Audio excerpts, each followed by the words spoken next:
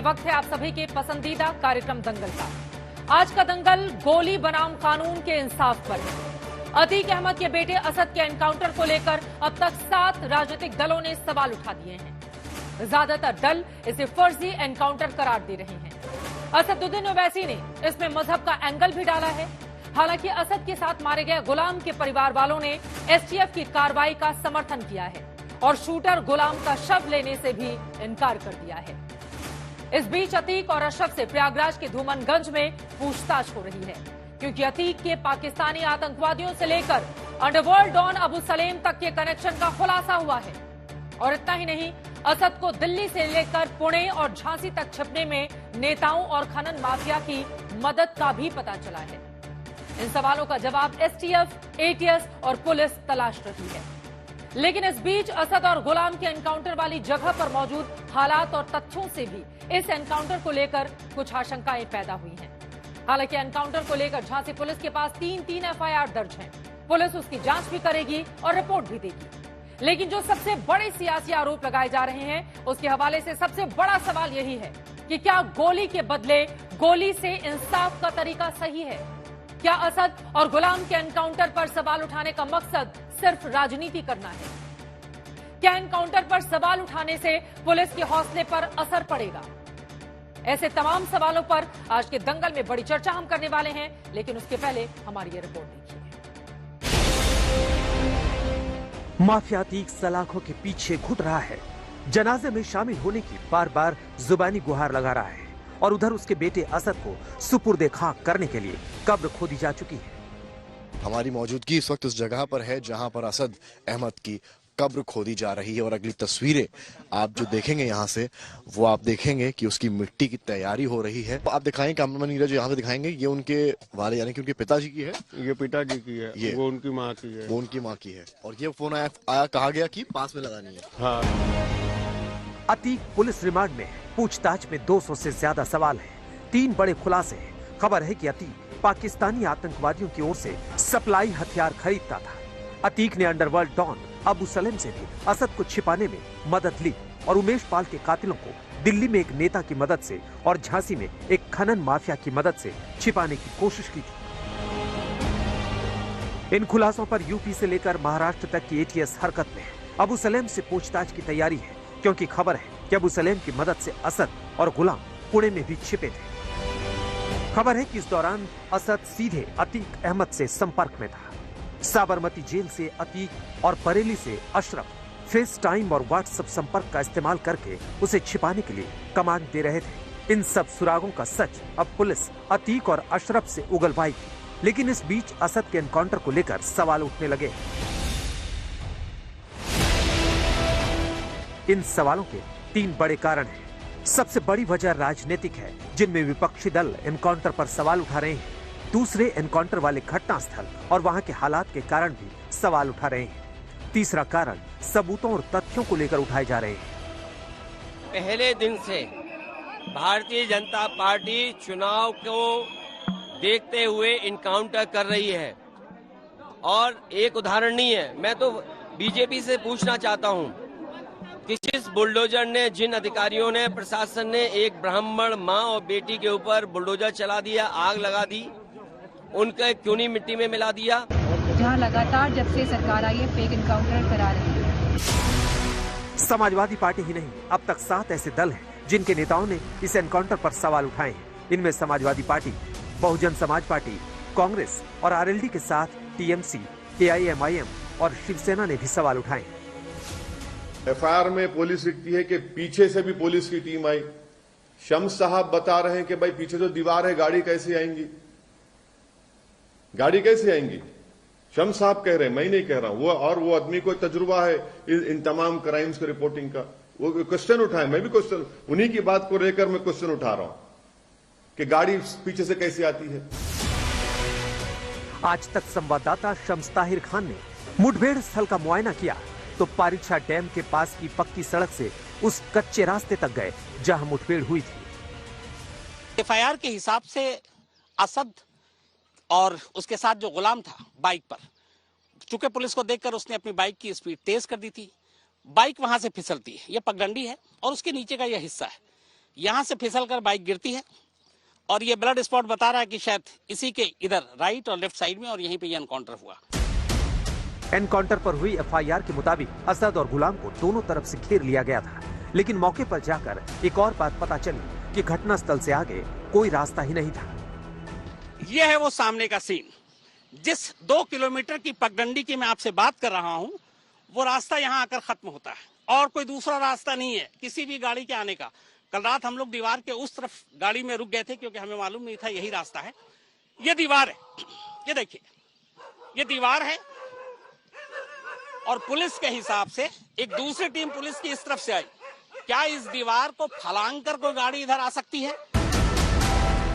इसके बाद एसटीएफ के मुताबिक असद और गुलाम ने जिस बाइक का इस्तेमाल किया था उसकी तफ्तीश की गई तो कुछ और ही आशंकाएं पैदा हुई। ये वो बाइक है जिसके ऊपर पुलिस के हिसाब से और एफआईआर के हिसाब से असद और गुलाम बैठा हुआ था। अब इस बाइक का चेचिस नंबर गायब है। चेचिस नंबर के जरिए बाइक के मालिक का पता चल सकता है, नंबर प्लेट के जरिए बाइक के मालिक का पता चल सकता है, लेकिन नंबर प्लेट कई बार ऐसे इंसिडेंट में फेक भी इस्तेमाल होते हैं। असली नंबर कुछ और होता है, फर्जी कुछ और। लेकिन चेसिस नंबर वो चीज है जिसके जरिए आप बाइक के मालिक का पता कर सकते हैं। अब यहाँ खुद कल ADG law and order Prashant Kumar ji ने कहा था कि इसमें चेसिस नंबर नहीं है। चेसिस नंबर नहीं होने का मतलब उसको मिटाया गया होगा, मिटाने की कोशिश की गई होगी, लेकिन साथ में इसके इंजन नंबर भी होता है। और मुझे पुख्ता तौर पर तो नहीं पता, लेकिन शायद इंजन नंबर के जरिए भी आप इसके मालिक तक पहुंच सकते हैं। बिना नंबर प्लेट की बाइक किसकी थी, कहां से ली गई थी, ये पता लगाना अब आसान नहीं है।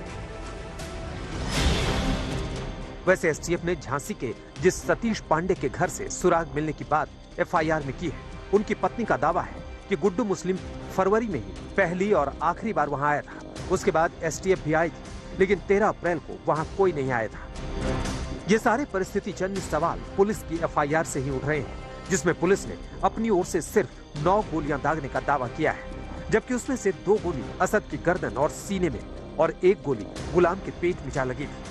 वैसे अब झांसी पुलिस के पास एनकाउंटर को लेकर 3 एफआईआर दर्ज है। उसकी जांच में ही पूरा सच सामने आएगा। आशीष श्रीवास्तव, समर्थ श्रीवास्तव, संतोष शर्मा और अरविंद ओझा के साथ शम्स ताहिर खान, झांसी आज तक।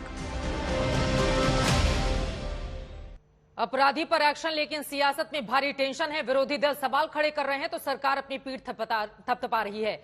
लेकिन कई ऐसे मुद्दे हैं जिसमें दंगल में आज बड़ी चर्चा करने वाले हैं। खास मेहमान जुड़ चुके हैं, उनका परिचय आपसे करवा देती हूं। प्रेम शुक्ला जी, राष्ट्रीय प्रवक्ता भारतीय जनता पार्टी के हमारे साथ जुड़े हुए हैं। अनुराग भदौरिया जी, स्पोक्स पर्सन समाजवादी पार्टी के हमारे साथ मौजूद हैं। वारिस पठान जी, स्पोक्स पर्सन AIMIM के भी हमारे साथ जुड़ चुके हैं। Doctor Vikram Singh ji, farmer DGP हैं उत्तर प्रदेश के, वो भी हमारे साथ जुड़े हुए हैं। शम्स ताहिर खान, मेरे सहयोगी, भी आपको इस वक्त टीवी स्क्रीन पर दिखाई दे रहे हैं, जिन्होंने कुछ सवाल खड़े किए जिसको लेकर राजनीतिक गलियारे में भी इस वक्त काफी ज्यादा चर्चा देखने को मिल रही है। लेकिन इस वक्त हमारे साथ जुड़ चुके हैं SP सिंह बघेल जी, केंद्रीय कानून राज्य मंत्री हैं। आपका बहुत स्वागत करते हुए सर, मेरा पहला सवाल आपसे यही है बघेल साहब, 7 विपक्षी पार्टियां ऐसी हैं जो इस एनकाउंटर पर सवाल खड़े कर रही हैं, क्या है जवाब इस पर आपका? इसका जवाब यही है, 7 पार्टियों के जरा इतिहास पर जाएं, इनकी वर्किंग पर जाएं, इनकी नीति सिद्धांत कार्यक्रम क्या रहते हैं। ये 7 वो पार्टियां हैं। एक्चुअली 2024 की लोकसभा के चुनाव की पूर्व संध्या की इस घटना पर जो मुस्लिम एक बड़ा वोट बैंक है उसको अपने पक्ष में करने की होड़ में ये इस प्रकार के बयान हो रहे हैं। ये मुस्लिम तुष्टीकरण की सबसे बड़ी जो है उदाहरण हो रहा है। दूसरी बात है, ये 7 इकट्ठे क्यों बोल रहे हैं। बहुत साल पहले चाणक्य ने कहा था कि यदि कोई राजा बहुत लोकप्रिय होगा तो उसके खिलाफ दुश्मन का दुश्मन हमारे दोस्त के सिद्धांत पर दुर्लभ संधियां हुआ करेंगी। ऐसी ही नीति विहीन, सिद्धांत विहीन, कार्यक्रम विहीन दुर्लभ संधियां इन बयानों में भी दिखाई पड़ रही हैं और दिल्ली के गलियारों में भी आज दिखाई पड़ रही हैं। गोली के बदले गोली से लेकिन इंसाफ तो नहीं मिलेगा ना बघेल साहब?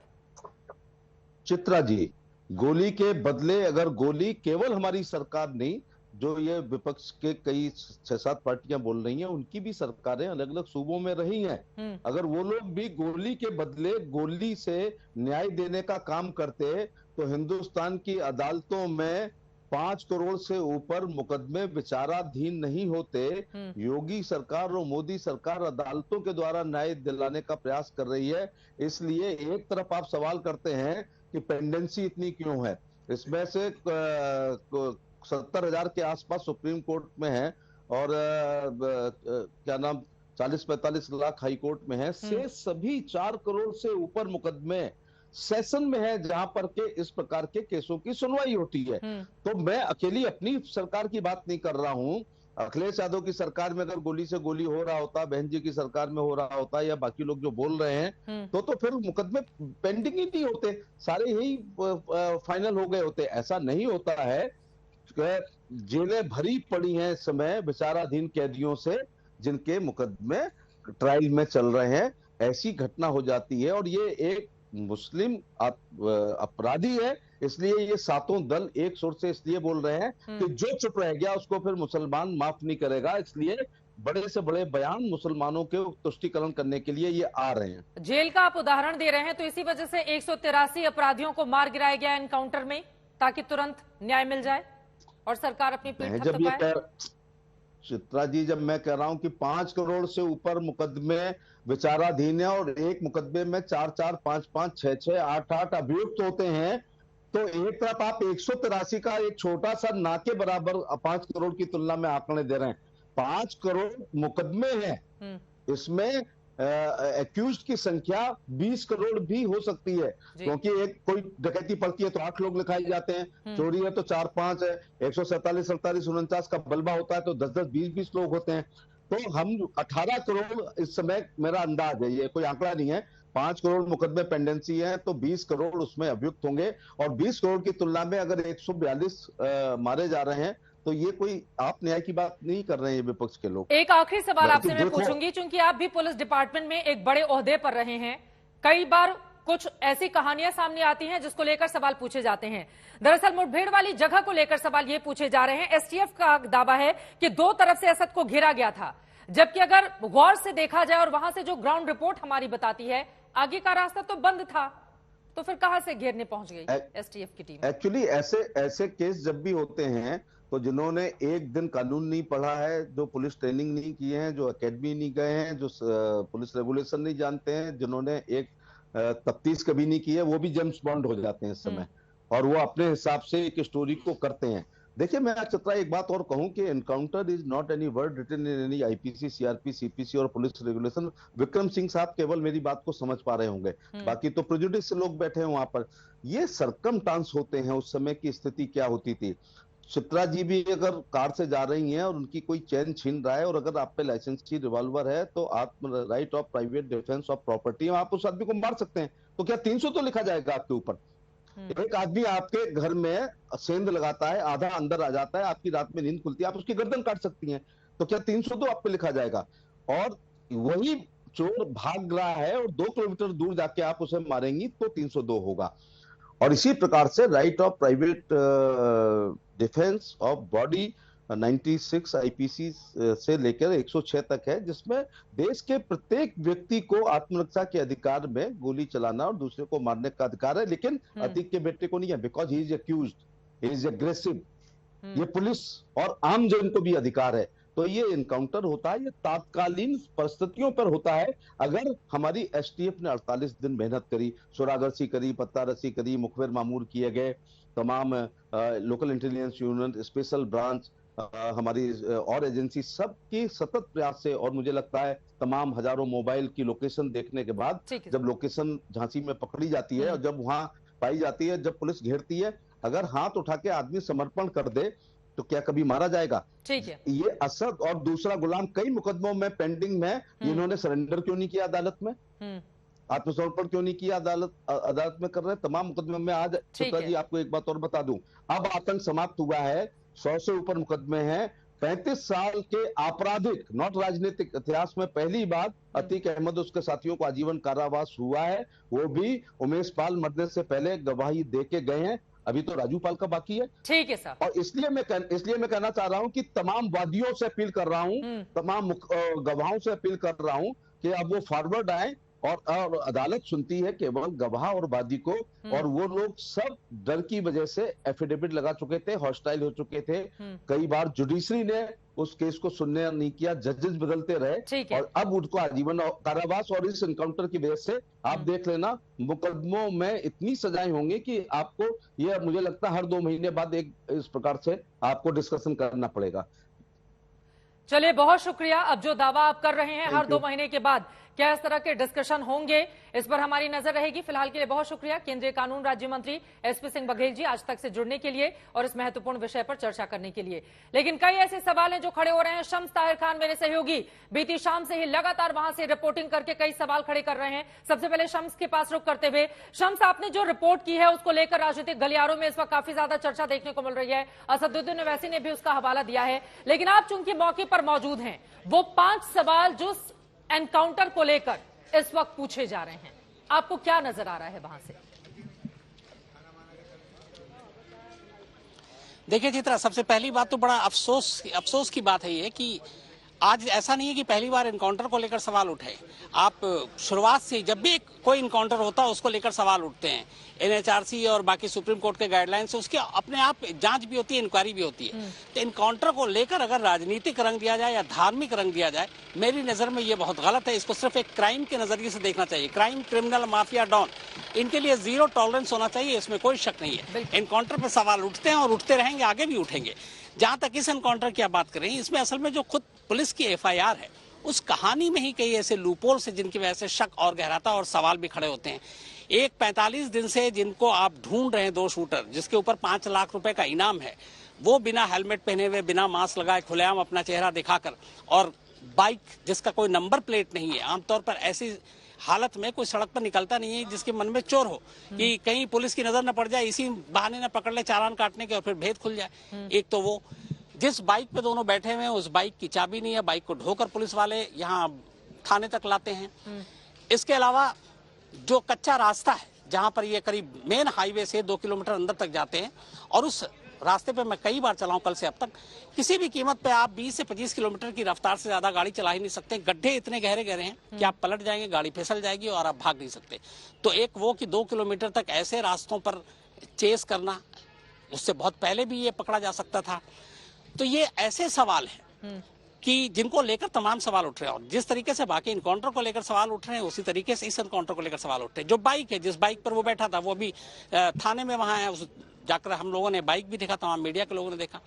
उस बाइक को जिस तरीके से एफआईआर में है कि वो मेन जो पगडंडी है उससे नीचे फिसली, उसके बाद गिरी, फिर गोली चलाई असद ने, फिर जवाब में पुलिस ने गोली चलाई। उस बाइक को कोई नुकसान नहीं पहुंचा। वो पूरी जो सड़क है, जो पगडंडी रेतीली है, मट्टी है, एक तरफ ऐश डैम है, इसीलिए रेत उड़ कर आता है। मतलब आप वहां 5 मिनट खड़े रहे तो आप खुद रेत में डूब जाए। लेकिन उसके दोनों टायर अगर आप देखें तो दोनों टायर ऐसे लगते हैं कि बिल्कुल धुले धुलाए हैं। तो ऐसी तमाम छोटी छोटी चीजें, और ये एफआईआर की ही कहानी के बलबूते पर सामने आई है, जो इसको लेकर सवाल खड़े कर रहे हैं। बहुत शुक्रिया आपका शम्स इस पूरी जानकारी के लिए। एफआईआर को लेकर कई सवाल खड़े कर रहे हैं और विपक्षी दल इसको लेकर काफी आक्रामक मुद्रा में है। इसके पहले कि हम चर्चा की शुरुआत करें, एक बार सुन लेते हैं समाजवादी पार्टी से लेकर असदुद्दीन ओवैसी, कांग्रेस पार्टी, तमाम राजनीतिक दलों की ओर से योगी सरकार के इस फैसले और पुलिस के एनकाउंटर को लेकर किस तरह के सवाल पूछे जा रहे हैं। सुनिए, उसके बाद चर्चा में आगे बढ़ेंगे। पहले दिन से भारतीय जनता पार्टी चुनाव को देखते हुए इनकाउंटर कर रही है, और एक उदाहरण नहीं है। मैं तो बीजेपी से पूछना चाहता हूं कि जिस बुलडोजर ने, जिन अधिकारियों ने, प्रशासन ने एक ब्राह्मण मां और बेटी के ऊपर बुलडोजर चला दिया, आग लगा दी, उनका क्यों नहीं मिट्टी में मिला दिया। बलिया में एक नौजवान छात्र नेता जो चुनाव लड़ना चाहता था, उसको मुख्यमंत्री जी के स्वजाती लोगों ने मार मार करके जान ले ली। क्या आज का भारत ये है कि कमजोर की जान ले लेंगे? एनकाउंटर से भारत का संविधान में जो लोगों को यकीन है वो कम होता है। एनकाउंटर से रूल ऑफ लॉ कमजोर होता है। एनकाउंटर से इंसाफ नहीं होता, बल्कि उसको विजिलेंटी जस्टिस आप कह सकते हैं।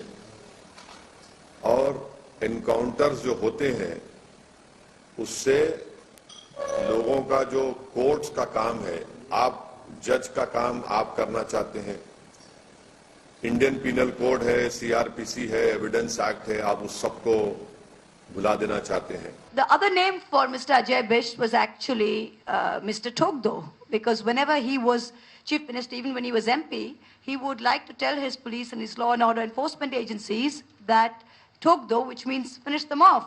अगर वो सजा के काबिल था तो उसको जेल भेजना चाहिए था। जेल भेजकर उसको मुकदमा चलवाते, चाहे उसको फांसी लगती है, कुछ भी होता, लेकिन ये कानूनी फैसला नहीं है एनकाउंटर। तमाम विपक्षी दलों की ओर से सवाल पूछे जा रहे हैं। प्रेम शुक्ला जी, सीधे आपके पास आते हुए, ये अधूरा इंसाफ जो देने की कोशिश आप लोगों की ओर से करके अपनी पीठ थपथपाई जा रही है, इस पर सीधे एक तरफ असदुद्दीन ओवैसी इसको मजहब का रंग दे रहे हैं। उनका ये कहना है कि चुन चुन कर कुछ खास तबके के लोगों को ही निशाना क्यों बनाया जाता है। जवाब दीजिए, आपने तमाम विपक्षी नेताओं को सुना। प्रेम शुक्ला जी। जी चित्रा जी, ये वही लोग हैं जो अफजल गुरु को जब भारत के सर्वोच्च न्यायालय ने मृत्युदंड दे दिया और एग्जीक्यूटिव और जुडिशरी दोनों ने उसको माफी के काबिल नहीं माना, तब भी अफजल गुरु के समर्थन में नारे लगाते रहे हैं। ये वही लोग हैं। याकूब मेमन के लिए रात में जो है सुप्रीम कोर्ट का दरवाजा खुला, लेकिन याकूब मेमन की शव यात्रा में तमाम जो है इन्हीं पार्टी के लोग जो हैं वो अल्लाह अकबर का नारा लगाते हैं। ये वही लोग हैं जो अजमल कसाब का ओपन एंड शट केस में मर्सी पिटीशन डालते हैं। तो ये वही लोग अतीक अहमद के साथ भी खड़े हैं। उनको निर्दोषों की जो हत्या हुई है, जिन माताओं की गोद उजड़ी है, जिन बहनों की मांग से सिंदूर उजड़ा है, उनकी चिंता ही नहीं है। अब इसी असद ने 2 पुलिस वालों की हत्या की थी उमेश पाल के साथ, अब और भी झांसी में भी पुलिस वालों की हत्या कर देता, ये उसका संवैधानिक अधिकार मान रहे हैं। लेकिन पुलिस अपनी दायित्व का निर्वाह करते हुए अपराधी पर गोली ना चलाए। गजब है इनका मामला। और अभी आपके शम्स ताहिर खानजी ने बताया ना, हर एनकाउंटर की मजिस्ट्रेट इंक्वायरी होती है, एनएचआरसी इंक्वायरी करती है। अगर कोई गलत तरीके से एनकाउंटर करेगा तो खुद ही उसको जो है दंड का पात्र होगा। और तमाम जो फर्जी मुठभेड़े हैं उसमें पुलिस अधिकारी दंड के पात्र हुए हैं। तो ऐसे में जो है जिसकी मजिस्ट्रेट इंक्वायरी होनी है, इंक्वायरी के पहले असदुद्दीन ओवैसी सबसे बड़े विद्वान हो गए, अखिलेश सबसे बड़े विद्वान हो गए, जबकि उनके अपने विधायक के पति की हत्या इन्होंने की थी। और 2005 में जब राजू पाल की हत्या दौड़ा कर की गई, 2 वर्षों तक उस पर जो है एफआईआर में उसकी नामजदगी तक नहीं होती है। 2012 तक ऐसी दशा थी कि सुप्रीम कोर्ट के हाई कोर्ट के जजेज 11 जजों ने उसकी अपनी जो है बेल एप्लीकेशन को खुद को रिक्यूज कर लिया। तो आज मजिस्ट्रेट कोर्ट के आदेश पर जब वो आता है तो कांपते हुए आता है। तो इनको बड़ा दुख हो रहा है कि एक अपराधी कांप क्यों रहा है, एक आतंकी डरा हुआ क्यों है। जनता को डरना चाहिए, निर्दोष नागरिकों को डरना चाहिए, ये इनकी नीति है। वारिस पठान जी, आपके पास आते हुए, अपराधी को अगर एनकाउंटर में मार गिराया गया तो उसको मजहब का रंग देने की जरूरत क्यों आन पड़ी? वारिस पठान जी, उसके बाद अनुराग जी मैं आपके पास आती हूँ। वारिस पठान साहब। देखिए चित्रा जी, अगर कोई माफिया गैंगस्टर किसी का कत्ल करता है तो निंदनीय, हम उसकी खंडन करते हैं। लेकिन हमारा देश चलेगा संविधान से, हमारा देश चलेगा कायदे कानून से, रूल ऑफ लॉ से। अगर आपको लगता है किसी ने किसी की हत्या की है तो यहाँ पे कोर्ट है, कानून है, कचहरी है, पुलिस का फर्ज बनता है कि जाके उसको अरेस्ट करे, कोर्ट के सामने ले जाए। और हम तो चाहें कि पुलिस उसको कड़ी से कड़ी सजा दिलाए, कोर्ट के जरिए फांसी दिला दो उसको, मगर कोर्ट के जरिए। लेकिन इस तरह से हत्या करना, ये एनकाउंटर करना सरासर संविधान का एनकाउंटर करना है, संविधान का कत्ल करना है, कायदे कानून का उल्लंघन करना है। अब बात नंबर 2, आपने जिस तरह से चलिए मार दिया जो भी था, आपने जिसको मार दिया, सुनिए बात नंबर 2। जुनैद और नासिर करके 2 व्यक्ति थे जिनका बॉम्ब लिंचिंग बेरहमी से कर दिया गया, 2 मुसलमान युवाओं का। क्या उनके जो लोग पकड़ाएंगे आरोपी, उनको भी बीजेपी वाले इसी तरह से एनकाउंटर कर देगी? नहीं करेगी। बात नंबर 3, इदरीस पाशा कर्नाटक के अंदर, कर्नाटका का जो एक कैटल ट्रेडर था, उसको सस्पिशन के ऊपर पिकअप कर दिया गया, उसका मॉब लिंचिंग कर दिया गया। अमित शाह ने कहा था उल्टा लटका लटका के मारे गए। मैं पूछना चाहता हूं कि उसके कातिलों का भी क्या आप इसी तरह से एनकाउंटर कर देंगे? देखिए चित्रा जी, एनकाउंटर नहीं होना चाहिए। मैं एक लॉयर हूं, मैं मुंबई में रहता हूं, मैंने देखे हैं किस तरह से एनकाउंटर स्पेशलिस्ट, उनके ऊपर फिल्में भी बन गई थी अब तक 56 करके। लेकिन क्या हुआ, लास्ट में कोर्टों ने कितनों को तो सलाखों के पीछे डाल दिया, जेलों के पीछे डाल दिया। इसलिए कहते हैं कि कायदे कानून से देश चलेगा, वरना यहाँ पर तो योगी मॉडल का जिक्र हो रहा है ना वारिस पठान जी। फिर तो आपकी बातों से ये समझा जाए कि योगी आदित्यनाथ अच्छा काम कर रहे हैं, अपराधियों को समय पर अगर दंडित किया जा रहा है, या दूसरी तरफ आप कह रहे हैं। एक सेकेंड सर, एक सेकेंड, मुझे लगता है एक सेकेंड, कुछ मैं ऐसे पन्ने निकाल कर लेकर आई हूं जो इस देश के सामने रखना बहुत जरूरी है। 2017 में जब से योगी की सरकार बनी तब से 183 एनकाउंटर हुए हैं और एक एक के नाम पूरी डिटेल के साथ इस वक्त मेरे हाथ में हैं, जिनमें से आप जैसे नेताओं के लिए वारिस पठान जी ये बताना बहुत जरूरी होता है कि धार्मिक या मजहब का रंग देने की जब कोशिश की जाती है तो क्या माहौल को बिगाड़ने की एक साजिश इसके पीछे नहीं देखी जाए। 2023 में, इस साल की हम बात करें, 14 मारे गए हैं एनकाउंटर में, जिनमें से 5 मुस्लिम 9 हिंदू। 2022 में 14 मारे गए, 1 मुसलमान 13 हिंदू। 2021 में 26 मारे गए, 7 मुसलमान 19 हिंदू। 2020 में 26 एनकाउंटर हुए, 5 मुसलमान 21 हिंदू। 2019 में 34 मारे गए, 12 मुसलमान 22 हिंदू। 18 में 41 मारे गए, 14 मुसलमान 27 हिंदू। 2017 में जब नई नवेली सरकार बनी थी 28 मारे गए, 15 मुस्लिम 13 हिंदू। तो पूरे अगर आंकड़े को हम निकाल कर देखेंगे और आप ये कहेंगे चुन चुनकर एक खास मजहब वाले को निशाना बनाया जा रहा है, क्या ये गलत बयानी और लोगों को भड़काने का काम नहीं कर रही है आपकी पार्टी? नहीं, कुछ लिस्ट मैं भी आपको बताऊंगा। इसी तरह से अगर मारना है कि नहीं, किसी ने अगर किसी का कत्ल कर दिया तो instant justice, bullet for bullet, उसको सीधा कोर्ट कचहरी में ले जाए, बिना उसको डाल दो गोली, मार डालो टाए टाए, तो ये ठोक डालूंगा वाली पॉलिसी और ये मिट्टी में मिला दूंगी वाली पॉलिसी के साथ देश नहीं चलेगा। चित्रा जी, मैं भी कुछ आपको नाम गिनाना चाहता हूँ यूपी के, क्या उनका भी सबका एनकाउंटर कर देंगे। कुलदीप सिंह सेंगर 28 मुकदमे उन्नाव, सुरेश सिंह 106 मुकदमे, पदमजीत सिंह 46 मुकदमे, राजा भैया 31 मुकदमे, उद्वत सिंह 83 मुकदमे, अशोक चैनल 73 मुकदमे, विनीत सिंह 34 मुकदमे, ब्रजभूषण सिंह 84 मुकदमे, लाइन है, लिस्ट है। और इस बीच एक बड़ी खबर आ रही है, उसके बाद मैं आऊंगी आपके आंकड़ों पर। बड़ी खबर इस वक्त ये है, केजरीवाल से पूछताछ करेगी सीबीआई। आम आदमी पार्टी का ये दावा है, अरविंद केजरीवाल को सीबीआई ने बुलाया है। इस वक्त की बड़ी खबर, आपके सूत्रों के हवाले से ये बड़ी जानकारी निकलकर सामने आई है। अरविंद केजरीवाल को सीबीआई ने बुलाया है। अरविंद केजरीवाल से सीबीआई पूछताछ कर सकती है आम आदमी पार्टी की ओर से, ये दावा किया जा रहा है। आपको बता दें कि पहले से ही उनके जो 2 पूर्व मंत्री हैं वो जेल में हैं, एक तरफ मनीष सिसोदिया, दूसरी तरफ सत्येंद्र जैन। इन सब के बीच बड़ी खबर ये निकलकर सामने आई है, आम आदमी पार्टी की ओर से ये दावा किया जा रहा है कि अरविंद केजरीवाल से सीबीआई पूछताछ करेगी। शराब घोटाला मामले में अरविंद केजरीवाल से पूछताछ हो सकती है। इस वक्त की बड़ी जानकारी ये निकलकर सामने आ रही है। आपको बताते चले कि इसको लेकर लगातार बीजेपी और आम आदमी पार्टी के बीच काफी रस्साकशी लंबे वक्त से इस मुद्दे पर हम देखते हुए चले आ रहे हैं। शराब घोटाला मामले में लगातार केजरीवाल पर सवाल खड़े कर रही है बीजेपी। तो वहीं दूसरी तरफ जानकारी ये सामने आ रही है कि 16 अप्रैल को आम आदमी पार्टी के मुखिया अरविंद केजरीवाल को पूछताछ के लिए सीबीआई ने बुलाया है और शराब घोटाला मामले में अरविंद केजरीवाल से पूछताछ की जाएगी। आपको बताते चले, इस पूरे मामले में पूर्व शराब मंत्री पहले ही जेल में हैं और अब इसको लेकर मुख्यमंत्री से पूछताछ की जाएगी। इसको लेकर आक्रामक तरीके से आम आदमी पार्टी और बीजेपी के बीच आगे आने वाले वक्त में जरूर एक स्थिति बनती हुई नजर आएगी बयानों के जरिए। लेकिन 16 अप्रैल को पूछताछ के लिए बुलाया गया है। सूत्र ये जानकारी दे रहे हैं, शराब घोटाला मामले में अरविंद केजरीवाल से ये पूछताछ होनी है। आपको बताते चले, अगले ही साल 2024 में लोकसभा के चुनाव होने हैं। इस साल कई ऐसे राज्य हैं जहां पर विधानसभा के चुनाव हैं, कई में आम आदमी पार्टी भी लगातार। और इस वक्त हमारे संवाददाता जुड़ चुके हैं ज्यादा जानकारी के साथ। पंकज जैन हमारे साथ मौजूद हैं। पंकज, अरविंद केजरीवाल को सीबीआई ने बुलाया है 16 अप्रैल को। देखिए चित्रा, जो हमें मुख्यमंत्री अरविंद केजरीवाल के दफ्तर से जानकारी मिली है, ये जानकारी है कि 16 अप्रैल को सीबीआई ने अरविंद केजरीवाल को पूछताछ के लिए बुलाया है। और मामला क्या है? मामला है कथित शराब घोटाला, जिसके मद्देनजर जो पूर्व उप मुख्यमंत्री हैं मनीष सिसोदिया, वो इस वक्त जेल में हैं।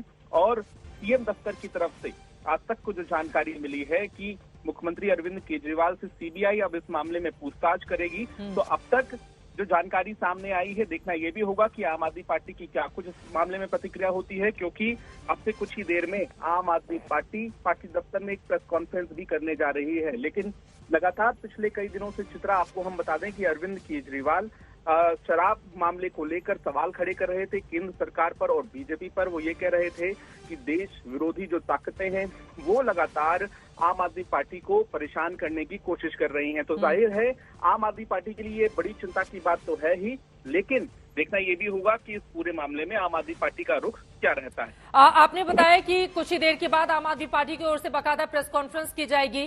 कितनी देर में ये प्रेस कॉन्फ्रेंस हो सकती है? और इसके बाद, इस खबर के सामने आने के बाद, क्योंकि मनीष सिसोदिया को जब से गिरफ्त में लिया गया उसके बाद आप और ज्यादा आक्रामक हो गई है, और अब जब अरविंद केजरीवाल को ही सीधे पूछताछ के लिए बुला लिया गया है, फिर आगे का रण बहुत भीषण होने वाला है पंकज, दिल्ली का। देखिए, आम आदमी पार्टी ने ये स्पष्ट कर दिया था कि जब मनीष सिसोदिया की गिरफ्तारी हुई तो उसके बाद वो हमलावर रहेगी भारतीय जनता पार्टी और केंद्र सरकार पर। अगर आप पिछले कुछ दिनों का सिलसिला देखें तो ईडी के खिलाफ प्रेस कॉन्फ्रेंस करके आम आदमी पार्टी सवाल खड़े कर रही है। आज आम आदमी पार्टी ने ये कहा कि ईडी ने जो फोन जब्त किए वो दरअसल टूटे नहीं बल्कि ईडी के पास ही मौजूद हैं। कल आम आदमी पार्टी ने प्रेस कॉन्फ्रेंस करके ये कहा कि जिन लोगों को शराब घोटाले के मामले में पूछताछ के लिए बुलाया जा रहा है उन तमाम लोगों को प्रताड़ित किया जा रहा है, और ऐसे में न सिर्फ केंद्र, बीजेपी और प्रधानमंत्री नरेंद्र मोदी पर आम आदमी पार्टी हमलावर रही है।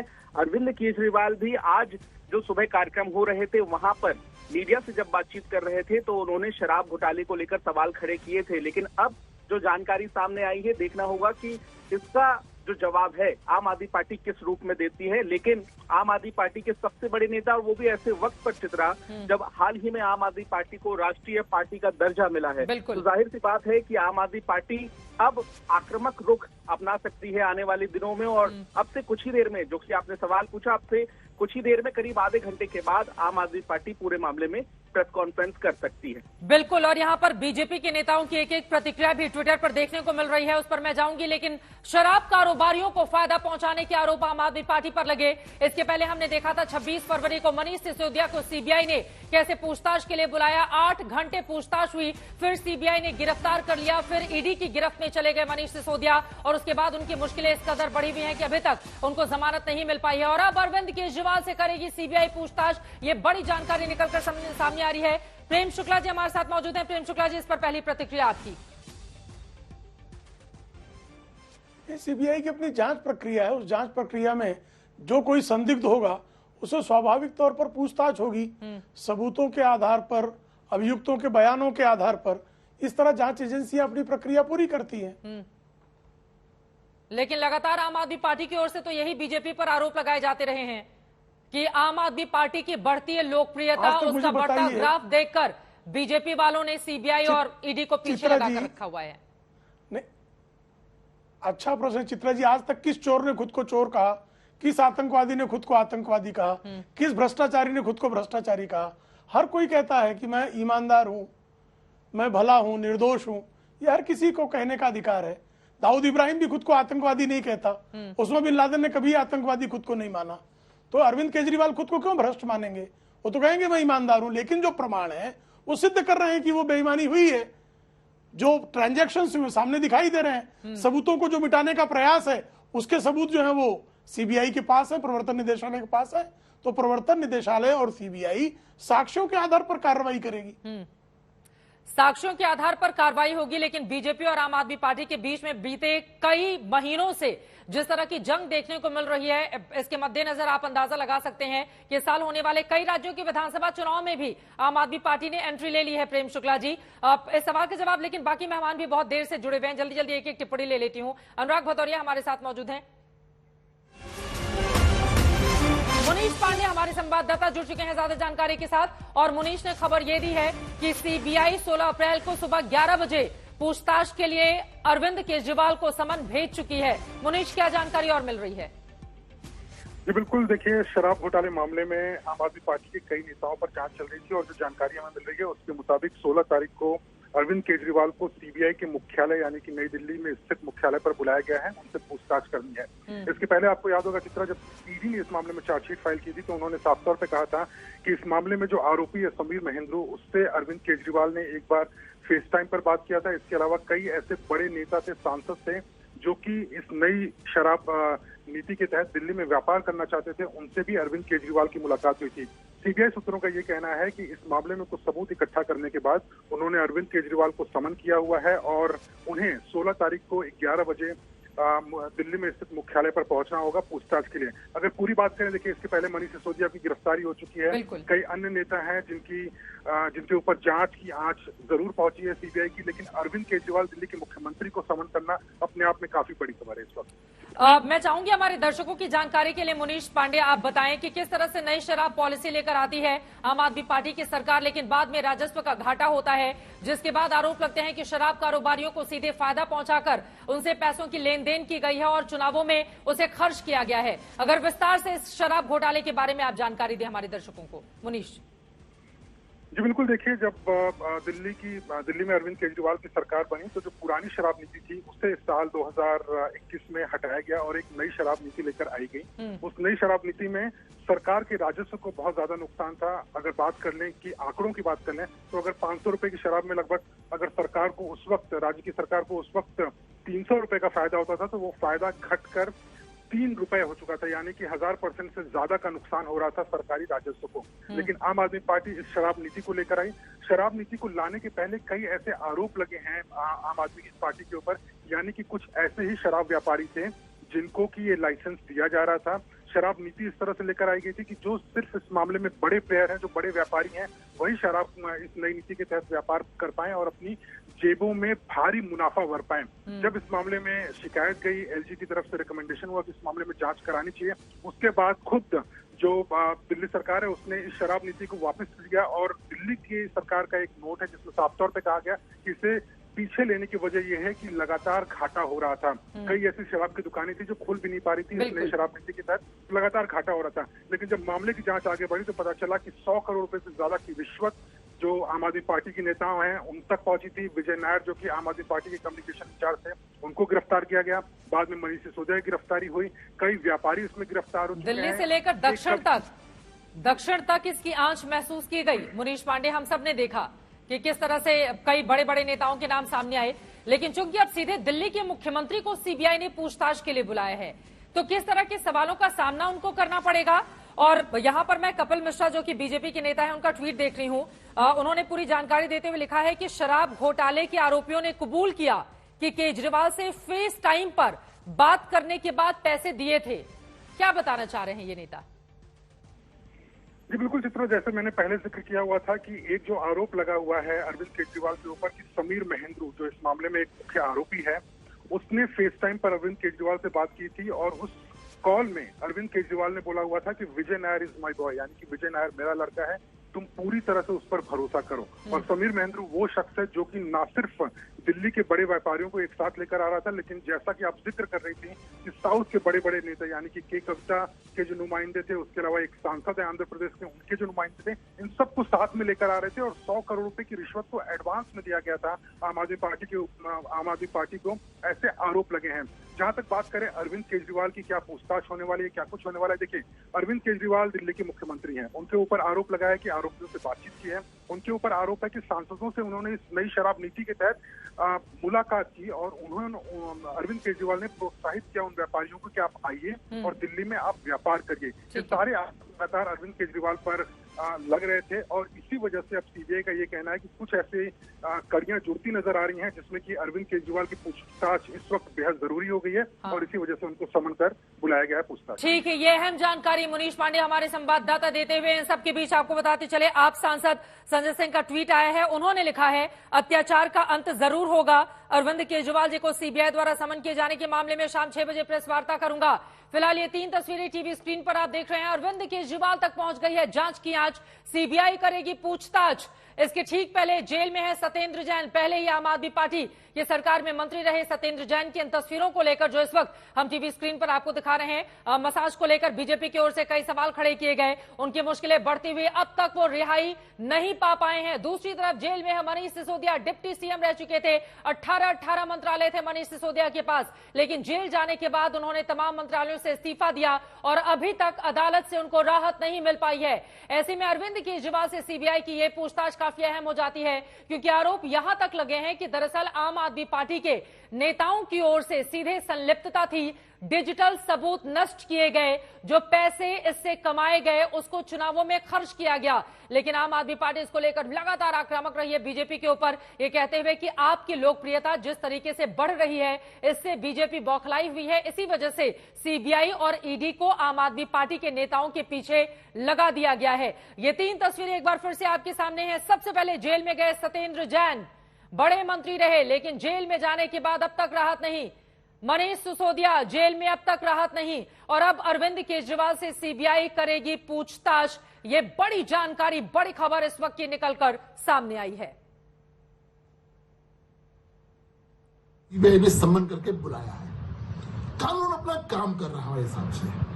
कानून से डरना नहीं चाहिए अगर आपने कुछ नहीं किया तो, लेकिन अगर आपने किया है तो कानून अपना काम करेगा, कानून को आपको जवाब देना पड़ेगा। के अरविंद जो मनीष सिसोदिया के पीएस थे, उन्होंने अपने स्टेटमेंट में साफ कहा है कि जो भी हुआ है, जो भी डीलिंग हुई है, वो अरविंद केजरीवाल के घर पर हुई है, अरविंद केजरीवाल के कहने पर हुई है। तो इस बात का जवाब तो अरविंद केजरीवाल को देना पड़ेगा। अगर सीबीआई ने बुलाया है तो कानून अपना काम कर रहा है, लेकिन अपने आप को कट्टर ईमानदार जो घोषित करने वाले लोग जरा बता दें कि अभी तक मनीष सिसोदिया की रिहाई नहीं हुई है, मनीष सिसोदिया को बेल नहीं मिली है। यही मामला आपने कट्टर ईमानदारी का सर्टिफिकेट सत्येंद्र जैन को दिया था, आज 10 महीने से ऊपर हो गए, जेल में है। तो इसलिए अपने आप को कट्टर ईमानदारी का सर्टिफिकेट देना बंद करें, अपने आप को बेचारा पॉलिटिक्स से दूर करें, और अगर सीबीआई ने आपको बुलाया है तो जो जवाब उन्होंने आपसे मांगे हैं उसको जवाब आपको देने पड़ेंगे। इधर उधर की बात मत करो, ये बताओ आपके घर में डीलिंग हुई है, आपकी नॉलेज में डीलिंग हुई है, तो इसका जवाब तो आपको देना ही पड़ेगा।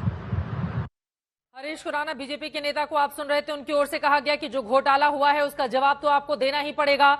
ये 3 अलग अलग तस्वीरें आप देख रहे हैं। बीजेपी की ओर से कहा जा रहा है केजरीवाल के कहने पर डील हुई है, वहीं सीबीआई ने दिल्ली सीएम को समन कर दिया है। शराब नीति घोटाले में सीएम केजरीवाल से पूछताछ की जाएगी। ये तस्वीरें अपने आप में बेहद महत्वपूर्ण है जो इस वक्त आप टीवी स्क्रीन पर देख रहे हैं, क्योंकि पहले ही 2 बड़े नेता जो जेल के भीतर हैं, और अब नई शराब नीति घोटाला मामले में अरविंद केजरीवाल तक जांच की सीधी आंच आ चुकी है। केजरीवाल से पूछताछ पर आम आदमी पार्टी की पहली प्रतिक्रिया यहां पर निकलकर सामने आई है। अत्याचार का अंत जरूर होगा, ये कह रहे हैं आप सांसद संजय सिंह, और अब से कुछ ही देर के बाद शाम 6 बजे उनकी ओर से बाकायदा प्रेस कॉन्फ्रेंस भी की जाएगी।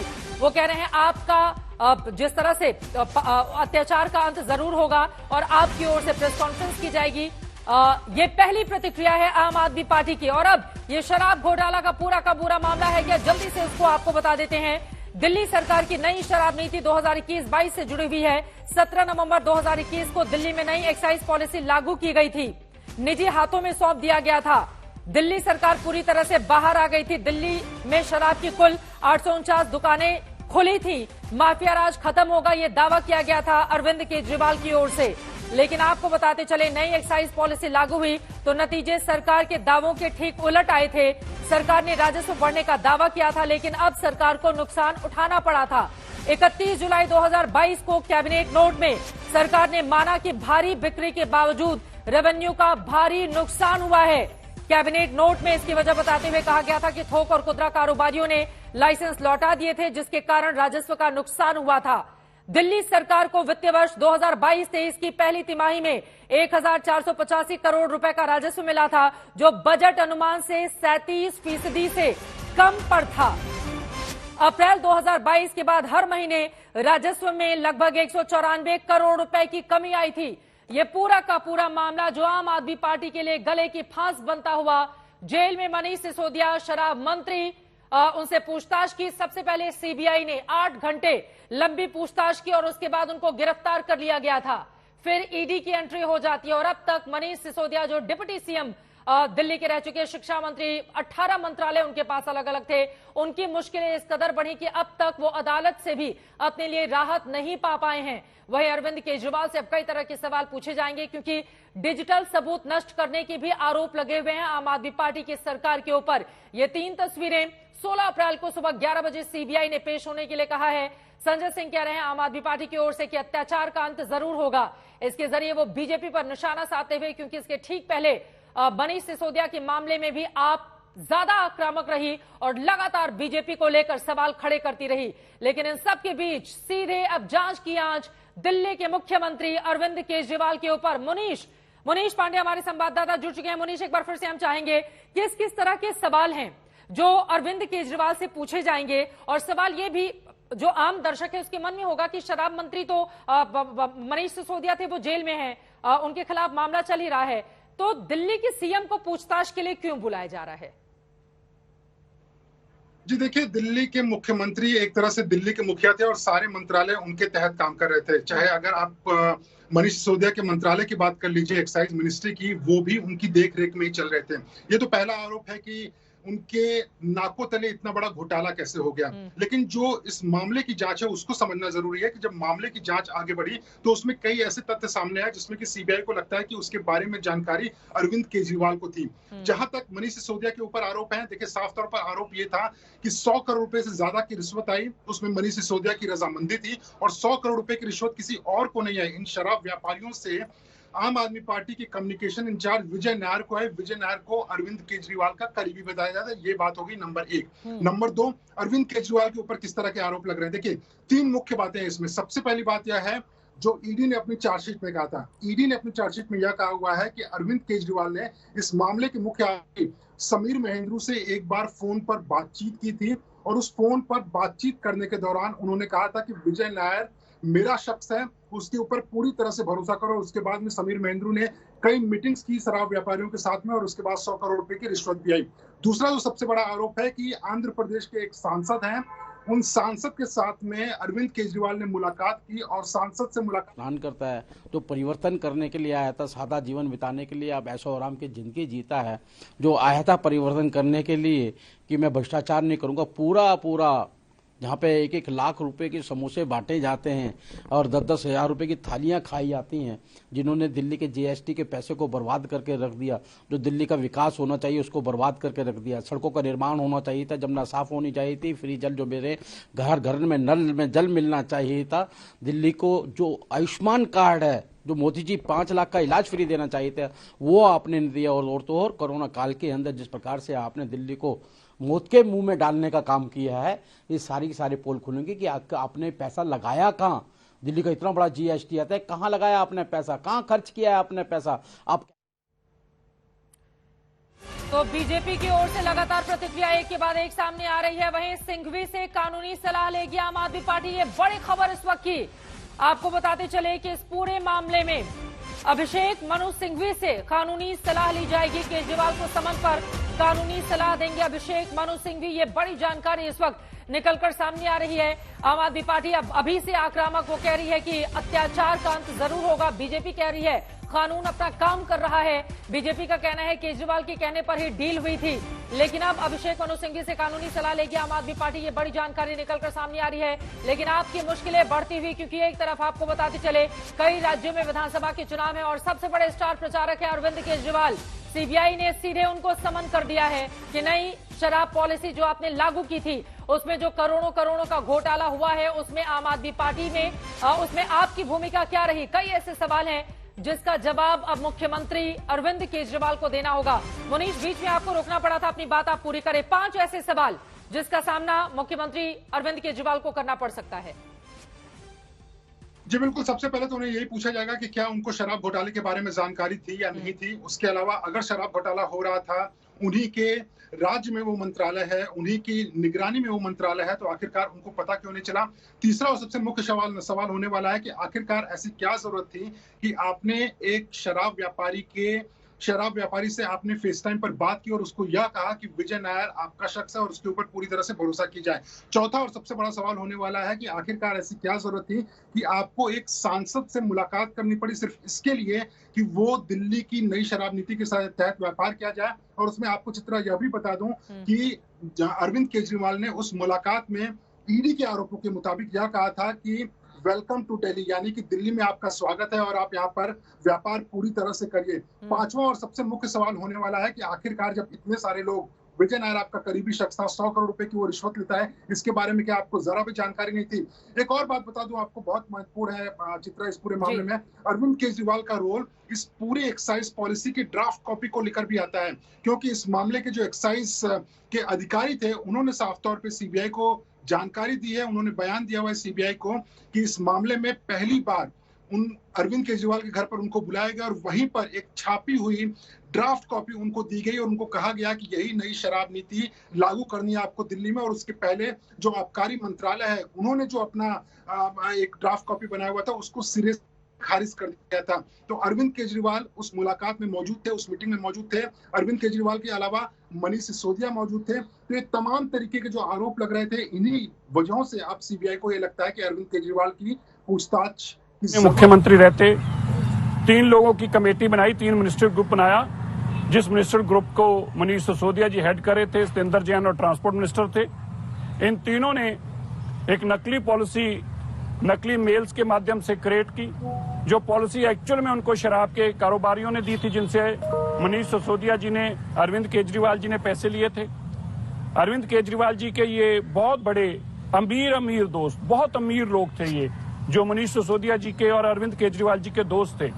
अरविंद केजरीवाल जी ने अपने दोस्तों को काम दिया और 12% उनसे कमीशन उनकी तय की, जिससे 6% कमीशन अरविंद केजरीवाल जी ने ली।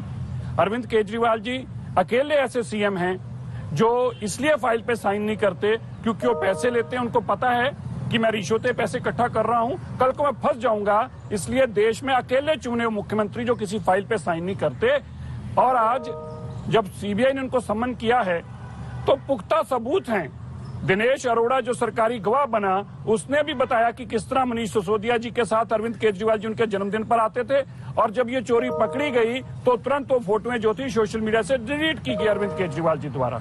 अरविंद केजरीवाल जी के खिलाफ एक्साइज कमिश्नर से लेकर बाकी अफसरों ने बताया कि किस तरह ये पॉलिसी बाहर टेलर मेड पॉलिसी थी, लेकिन अरविंद केजरीवाल जी के कहने पे इस पॉलिसी को पास किया गया। अरविंद केजरीवाल जी, अब जब आप सीबीआई में जाएंगे तो अपनी डिग्री भी ले जाना, वो रिश्वत लेने वाली डिग्री, वो पैसे इकट्ठे करने वाली डिग्री। अब वो डिग्री भी जार जू के बताना कि मेरे पास तो पैसे इकट्ठे करने की डिग्री है और वो भी IIT से ली है। मनजिंदर सिंह सिरसा, बीजेपी के नेता को आप सुन रहे थे। सीधे ताबड़तोड़ के बाद एक कई आरोप लगाते हुए अरविंद केजरीवाल पर और उनसे सवाल दागते हुए मुनीश पांडे हमारे संवाददाता लगातार बने हुए हैं। मुनीश, सीधा से सवाल है, आज 14 तारीख है, परसों 16 है, परसों संडे है, रविवार को बुलाया है सीएम को पूछताछ के लिए सीबीआई ने। जी बिल्कुल, इसके पहले भी अगर आप देखेंगे मनीष सिसोदिया को जो सबसे पहला समन गया हुआ था, उन्हें भी रविवार को बुलाया गया था। उसके बाद दोबारा उन्हें शनिवार को बुलाया गया और उसके बाद में उनकी गिरफ्तारी हुई थी। जहां तक दिन की बात है, जरूर ये कहीं ना कहीं चौंकाने वाला है कि आखिरकार रविवार को सीबीआई ने क्यों बुलाया हुआ है। लेकिन ये सीबीआई का एक अधिकार है, अगर वो चाहे किसी भी शख्स को किसी भी दिन बुलाना तो बुला सकते हैं। लेकिन बात करें अगर अरविंद केजरीवाल की, तो सीबीआई का जरूर ये कहना है कि उनके खिलाफ में उनके पास सबूत मौजूद है, और चूंकि सबूत है इसकी, उसी बिना पर वो चाहते हैं कि अरविंद केजरीवाल से पूछताछ की जाए और पूछताछ के बाद ही वो तय करेंगे कि आखिरकार आगे उनके खिलाफ क्या कार्रवाई नहीं करना है।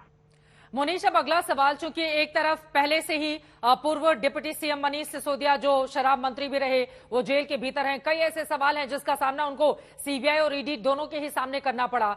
सतेंद्र जैन पहले से आम आदमी पार्टी के सरकार में मंत्री रहे, वो पहले से ही जेल में हैं।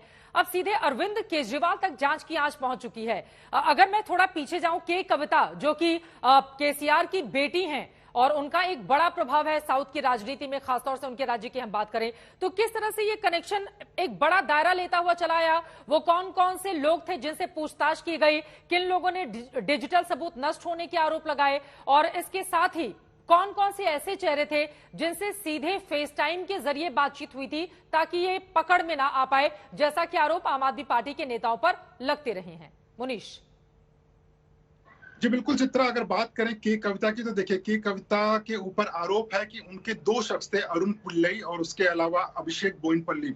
इन दोनों को नुमाइंदा बनाया के कविता ने, और उसके बाद दिल्ली के नई शराब नीति के तहत व्यापार करने का उनको मौका मिला और के कविता के जरिए 100 करोड़ रुपए आम आदमी पार्टी के पास आई। उसके अलावा अगर बात करें तो कहीं ना कहीं इस तरह के भी आरोप लग रहे थे कि के कविता साउथ कार्टेल कुल मिलाकर नई शराब नीति के तहत व्यापार कर रहा था और व्यापार करने का श्रेय जो है आम आदमी पार्टी की सरकार की तरफ से मिल रहा था। उसके बाद अगर बात करें कि आखिरकार इस पूरे मामले में के कविता का रोल क्या है, अरविंद केजरीवाल का रोल क्या है, देखिए अरविंद केजरीवाल इस पूरे मामले में अभी तक उनका नाम सिर्फ ईडी की चार्जशीट में आया हुआ था, सीबीआई ने कभी नाम नहीं लिया होता, लेकिन सीबीआई की जांच लगातार चल रही थी और सीबीआई का ये कहना है कि कई ऐसे लोग हैं जिन्होंने अपने बयानों में अरविंद केजरीवाल का नाम लिया है, चाहे एक्साइज डिपार्टमेंट के अधिकारी की बात कर लें, चाहे दिनेश अरोड़ा की बात कर लें, और इसके पहले अरविंद केजरीवाल के पीएस से भी पूछताछ हुई थी।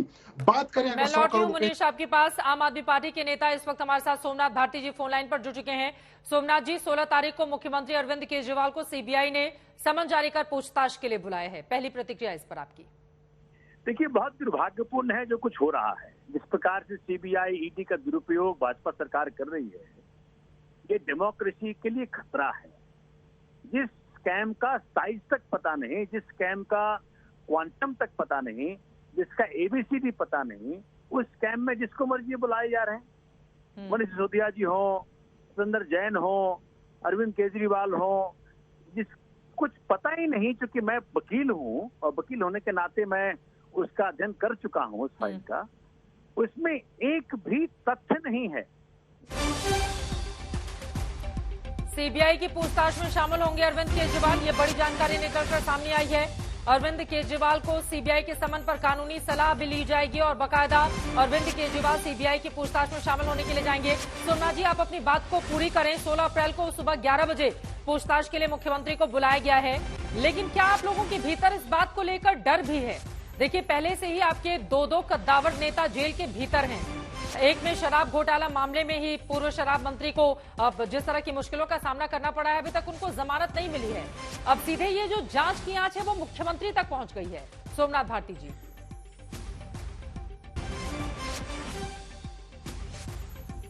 चलिए उनके पास हम चलेंगे। अभिषेक आनंद हमारे संवाददाता आम आदमी पार्टी के दफ्तर से इस वक्त हमारे साथ जुड़ चुके हैं, वहां पर तमाम नेताओं के पहुंचने का सिलसिला जारी है। अभिषेक, अभी क्या देख रहे हैं आप अपने आसपास? 6 बजे प्रेस कॉन्फ्रेंस भी होने वाली है आम आदमी पार्टी की।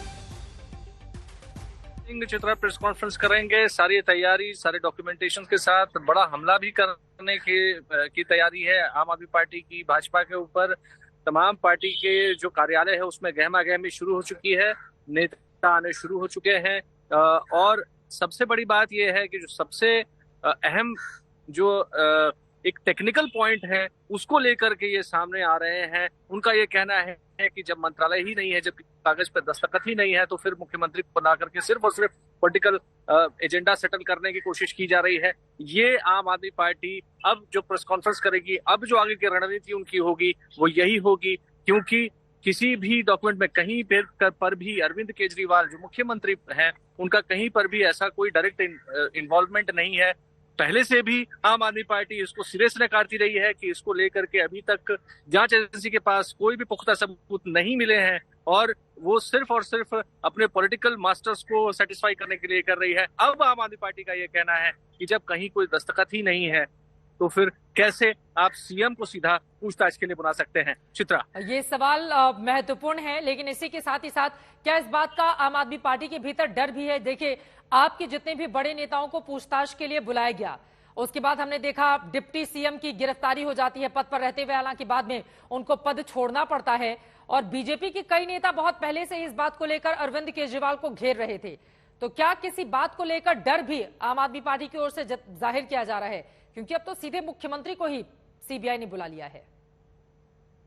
जाहिर तौर पर चित्रा, ये घबराने डर हो चाहे ना हो, जिस तरीके से दिल्ली बीजेपी लगातार आक्रामक है और दिल्ली बीजेपी के कई नेता जो कद्दावर नेता हैं वो इसको लेकर के अभी से ही ये बात कहना शुरू कर चुके हैं कि अब अगली बारी किसकी है ये देखते जाइए। तो एक संशय का माहौल, एक ऐसा असमंजस सा माहौल पार्टी में बना हुआ है। इसकी उम्मीद नहीं थी, पार्टी के जो नेता हैं उनसे हमारी बात हुई, उनका भी ये कहना है कि इसकी उम्मीद नहीं थी कि ऐसे सीएम को पूछताछ के लिए बुलाया जाएगा। लेकिन बहरहाल अब जो स्थिति है उससे निपटने के लिए पार्टी कमर कस रही है और पूरे दल बल के साथ इसको आप कहिए कि एक तरीके से पार्टी कह रही है कि इस आक्रमण को टक्कर मारने के लिए आगे बढ़ रही है। ठीक है, अभिषेक लगातार हमारे साथ जुड़े रहेंगे। बड़ी खबर इस वक्त ये है, 16 अप्रैल को अरविंद केजरीवाल को पूछताछ के लिए सीबीआई ने बुलाया है। अब उनको सवालों का जवाब देना पड़ेगा। दिन में 11 बजे का वक्त मुकर्रर किया गया है। आम आदमी पार्टी की प्रेस कॉन्फ्रेंस कुछ ही देर में होने वाली है।